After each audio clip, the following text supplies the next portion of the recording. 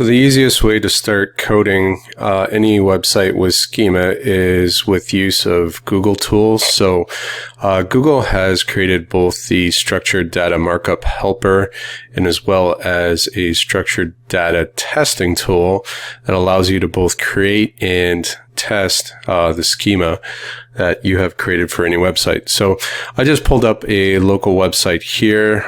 These guys were a client of mine. It's a local plumbing site. We were doing SEO.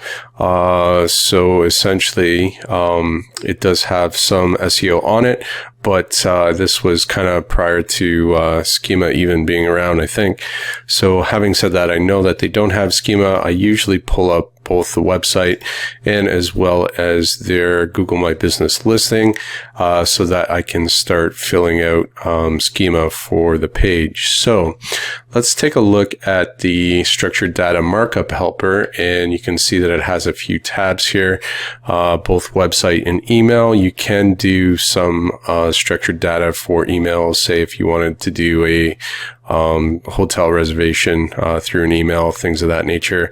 But mainly we'll be taking a look at website schema and essentially the different types, data types of schema that you'd probably use most often. So there is a lot more schema than what is available here. But if you're just starting out with schema, I do recommend starting here as a platform, as a springboard to get into more advanced concepts. So essentially what I'm going to do is select local business. So I'll be creating a data type here, local business schema, and I will be grabbing the URL from the website, going back to that tool and plugging it in here. Now, when I go start tagging, what it's going to do is show me the screen cap of basically the website, and it's going to want me to kind of pull out data sets or highlight data fields that it's going to be grabbing off the live web page and pulling into the schema markup. If that makes sense, essentially what I should see is the website loading here and new fields that I can highlight from the website that basically allow me to tag the website appropriately for schema. So you can see here the data items, and these would be the properties under the data type local business, and it's telling me just highlight the data on the page to the left. So I don't know if there we go. I was going to say, I don't know if I have a readable name for basically the business name, but I can go here, and Grossi Plumbing is the name of the website, and I just want to tag that as the business name. And you'll see it pop up here, and basically I have tagged this as Grossi Plumbing, which is the company name, and we just go down the list. Basically the image, I can highlight this. So it's a little bit tricky, just left click and drag, and then you can go image. If I click that, it probably resolve back to the home page because the logo is a hyperlink. Email, so I am looking for the best email, probably on the contact page. Not too sure. I do not see one. So I'm going to just leave that blank for now. I want to find the address on here, and I don't really see it. So I kind of a little bit stuck, and you can kind of see where things get limited if essentially you're trying to do local business in a home page that you need to kind of have everything on the page. So that's why, you know, sometimes hand coding things gets you a little bit farther than using some of these markup tools. So I do see telephone here, which I can kind of tag, which is good. What else do I have? City location. I was hoping that they would have that in the footer. We don't have that. If I do click contact, it just highlights that, and I can't get over to that page. So whatever page you start tagging essentially is the page that it will let you highlight. So having said that, the next thing that I would do here is hit just create HTML. and it will give me the output. And you can also see here that you can select either microdata or Json-LD. So I can just change the format. If I did use the Json-LD, what it's going to do is basically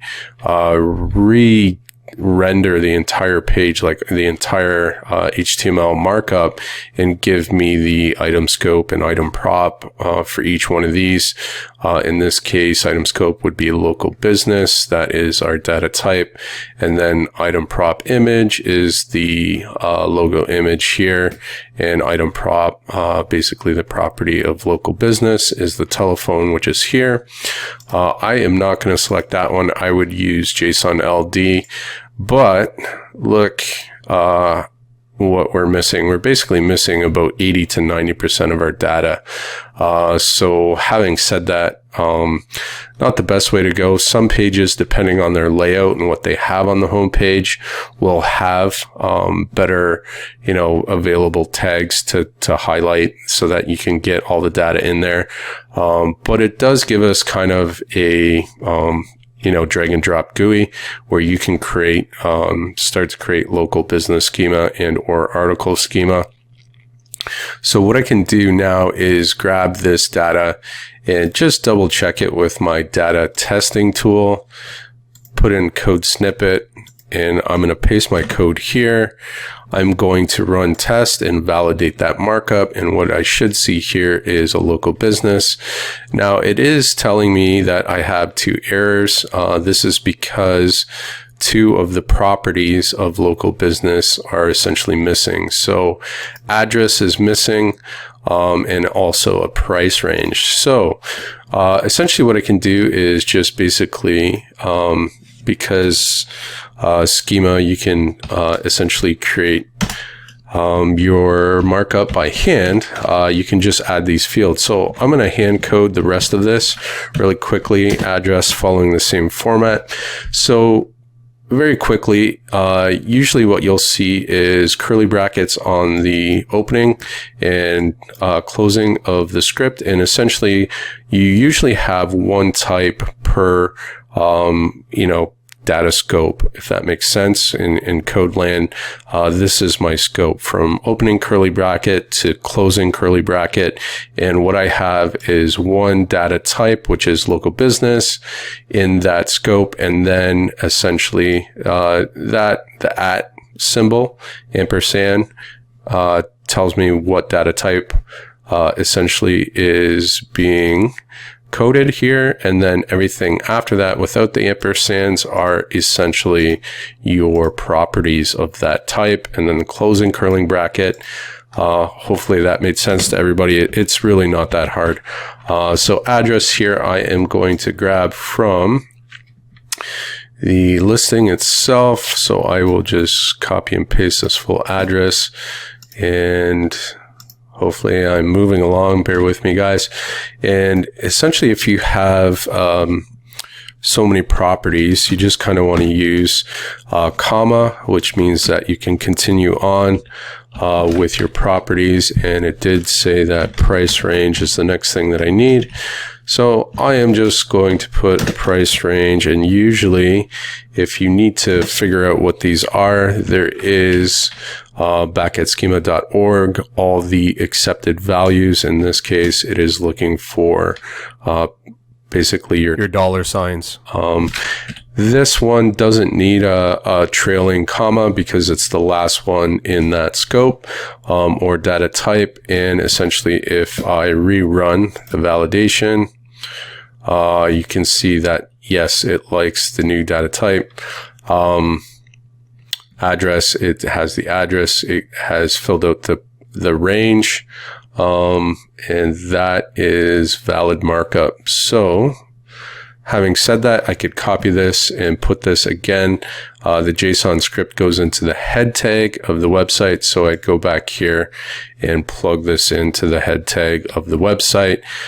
This website I know is WordPress. We will be covering WordPress plugins to start coding within a WordPress plugin for schema as well.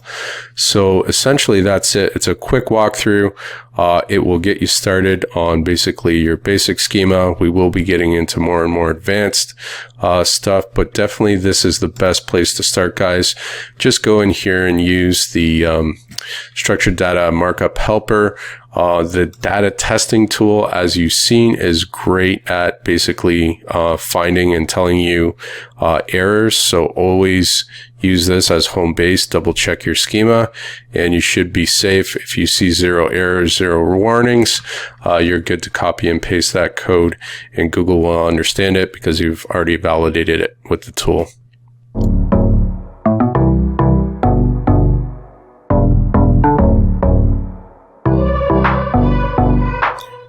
One of the most common types of schema that you'll be placing is article schema or blog schema. So if any of your WordPress websites have a blog like this one, it's a local metalroofing installation, you will be wanting to place schema across those articles. So there are a few native tools or WordPress plugins that you can use to do that with.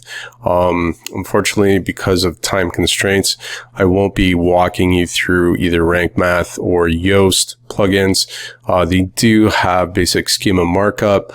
You can just go through their documentation. It'd be really great if I could do like a over-the-shoulder video for each one of these plugins, but I just don't have the time. But let's take a look at some of my preferred plugins, what I use on my clients' SEO sites, and they are SEO Pressor Connect, which I love, and as well as WordPress Schema Pro.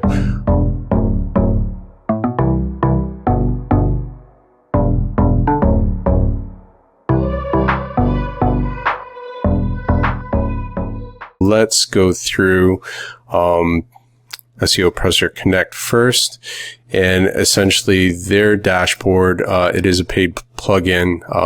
It will score basically your content just like Yoast does, but it is a little bit more advanced, and it is sort of based more off semantic sort of web, more towards the entities than it is sort of like keyword scoring, which I'd get away from. If you could, LSI keyword suggestions, basically it would give you extra keywords there, but this is what we should be focusing on. On top, you can set your metadata, social open graph protocol here on off, which will give you anytime you post to social media, your article, image, description, and as well as schema. So using this plugin, schema, coding the schema, is as easy as flipping on the switch, and then the type. So you can see here articles, products, service, recipes, review, event, software, and video. Article is the one that I want to select. Between news article and blog article, I am going to select a blog posting. That is what this is. If it was more so CNN News, I would probably select news article.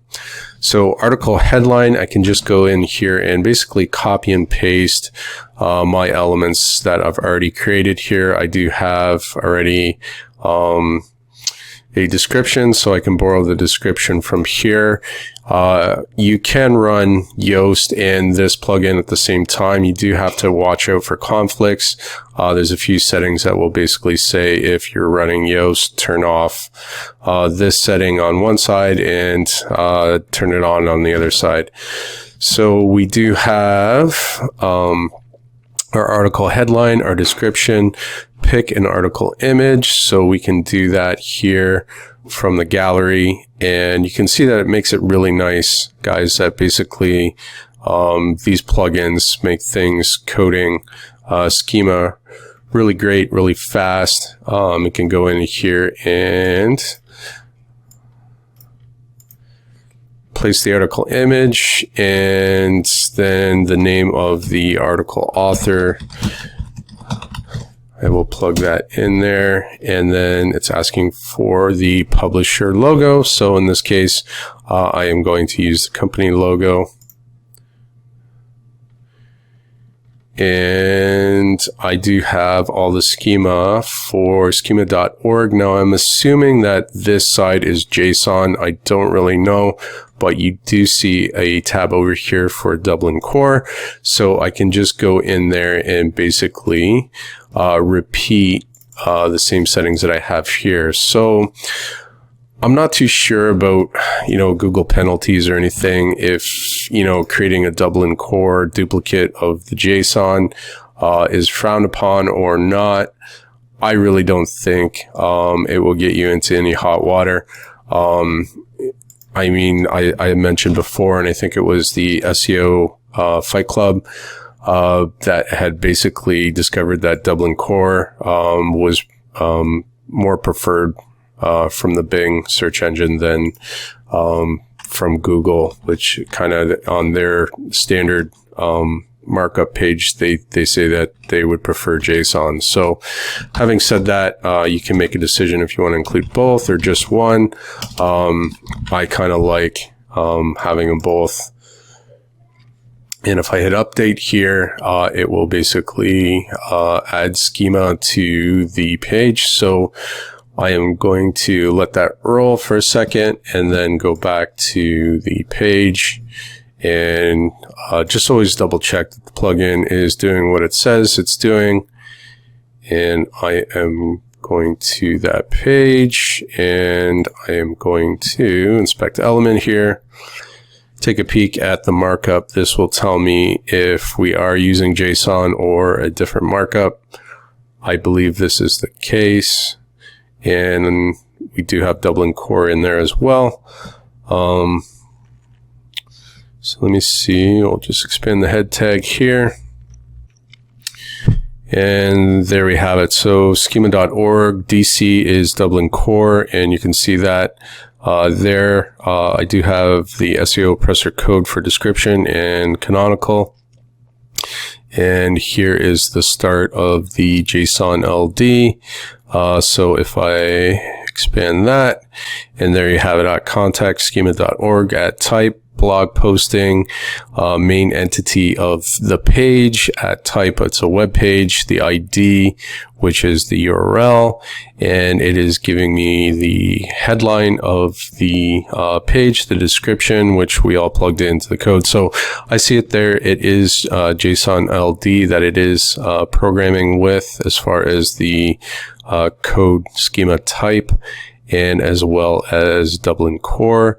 It has both in there, and the other sort of things that you can do with the SEO Pressor Connect plugin, which is the paid plugin. So that's it for this plugin. I'll do another walkthrough with Schema Pro, and that should be it for plugins, guys.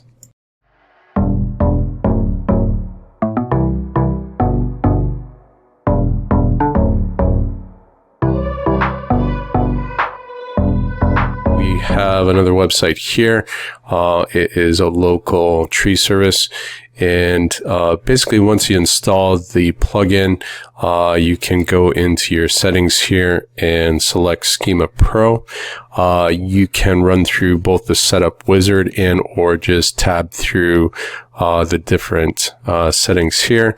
So I have it on the configuration tab, where basically you would just start to tag the local business is what this is going to create.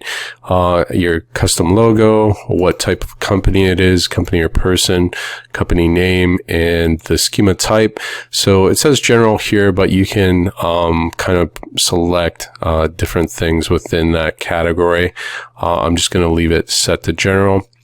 Your social profiles types here, you can plug in all of your social media accounts, and essentially that is going to create a same as field, which basically associates any of your accounts back to your local business and or organization. Google will understand that those entities belong to your company.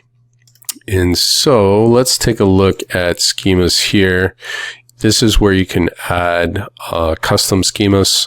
So if you wanted to add new, you just basically select and you can see the different types of schema that we have. Recipe, review schema, event schema, job posting, core schema, article, which we walked through in the last one. So in this one, we'll probably just do event schema. So I'm actually just going to back up because I've already created this in the interest of saving time. And I'm going to edit the local business schema that we had here. So you can see that essentially for the schema type, it says local business, but you can also tag enable on, so it will give you a drop-down list of what pages you want this schema on. So careful here, you don't want local business schema on every single page of your website. You probably would just want that on the front page alone. For things like posts, blog posts, you'd want to do article schema, and particularly one schema per URL, as far as all the different names, titles, URLs, descriptions, images, as well as anything else that you can select within here. So for the schema type local business, I have tagged that specifically only to be displayed on the front page. And then underneath local business type, you can see the different properties that you can select, which makes it kind of nice because you can specifically tag your niche. In this case, it is a professional service. For the name of the business here, I've just tagged the site title. You can go in here and select your tagline, site title, site URL, and or give it a fixed text field, which I'll do here, and just basically name the site, same as the business. It is called Stumps R Us. The logo, as far as the image, it's basically, these are sort of map fields to different areas of the website. In this case, your logo in the theme editor will get picked up and used for the schema here. Telephone, you can see that you can kind of pick predefined fields that are mapped to other places within WordPress, like author name, things like that. The most common one that you would be picking here is just fixed text, and then filling out that form field. For URL here, we have site URL, which will default to the domain name. Street address, again, I have used the fixed text field and plugged in the address. Locality essentially is going to be common areas, or in this case, the city. Postal code, again, postal code, and you just go in and fill out all of the different custom fields here. So days of the week, custom field, fixed options. So I have Monday through Friday. This is in standard time, not army time. So basically they're open from 7 a.m. to 7 p.m. Their rating, which I pulled from their Google My Business, this will give them rich snippets in the search engines if they do pick it up. It is up to Google to honor any schema and pick up any schema that you place on your site. If the site does have some high authority, this is where we see kind of the major wins come through. So adding schema to a brand new site, guys, will probably yield little rankings, but adding schema to a site that has, you know, DA 30 plus or beyond, or has a lot of other things going for it, some trust, authority, and expertise, you will see schema get picked up relatively quickly and added, and basically the benefits of ranking boosts and rich snippets, rank 0, etc., etc. And that's it. So basically, if I hit update here, that schema should be placed on the front page. Now I could go through and add more and more schemas and specifically tag each page that I need to do.